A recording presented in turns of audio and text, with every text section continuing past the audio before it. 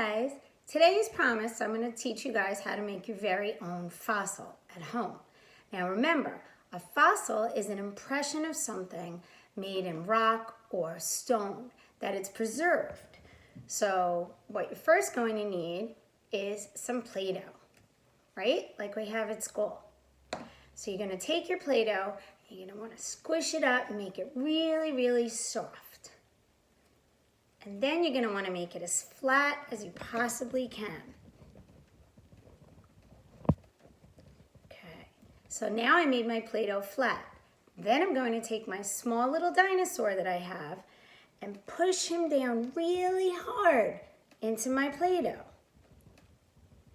And when you pick him up, what you have left is a fossil. That's what a fossil would look like.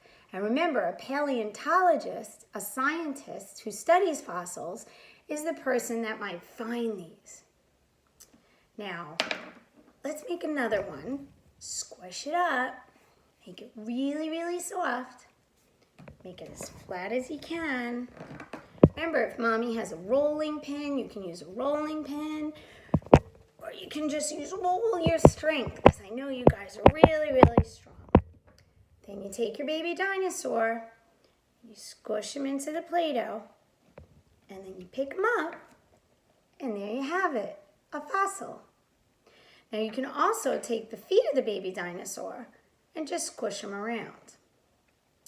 Now I know what you're thinking. What if you don't have little baby dinosaurs like Miss Jamie has? I have a whole bucket of baby dinosaurs that I can use. But if you don't have dinosaurs, you can use anything that you have in your house. Maybe you have seashells, maybe you have little beads that you might have used to make necklaces. Now I know it's raining outside right now, that's kind of a bummer. But if it stops raining, you can even go outside and you can continue going on your scavenger hunt, and you can find some leaves or some twigs or some rocks, and then you can put them, smush it right into your Play-Doh, and you'll make the same kind of fossil impression that you would with my baby dinosaurs. I just used dinosaurs because that was the theme of the week and because I had them. Now, if you guys don't have Play-Doh at home, which I know some of you don't, and that's okay, I'm going to give you guys a really easy recipe that mommy and daddy can help you with, and you can make your very own Play-Doh at home, okay? So you only need a couple of ingredients. You can use 1 cup of this. This is called salt.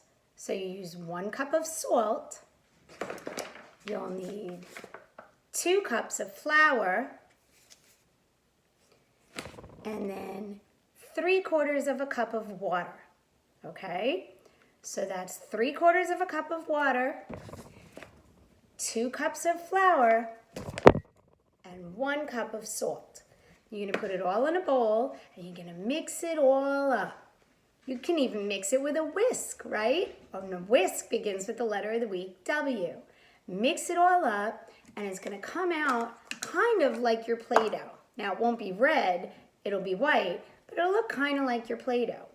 Then what you're going to do is you're going to squish it down, just like we did with the Play-Doh, and put whatever you want to make a fossil of, squish it in the Play-Doh, and that's when you're going to make your impression.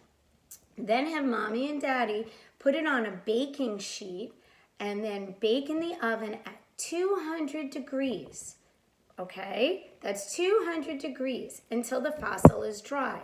Now the amount of time might vary a little bit. If you make it really, really thick, it's going to take longer to bake. And if you make it really, really small and thin, it'll take less time to bake. But that's how you guys can make your very own fossil at home in the oven. I'll go ahead and I'll post the recipe on our class dojo as well as what I just told you here. So remember, have fun, make as many fossils as you want. It's lots of fun to be creative. You can use any objects that are in your house. Just because I use dinosaurs, it doesn't really matter.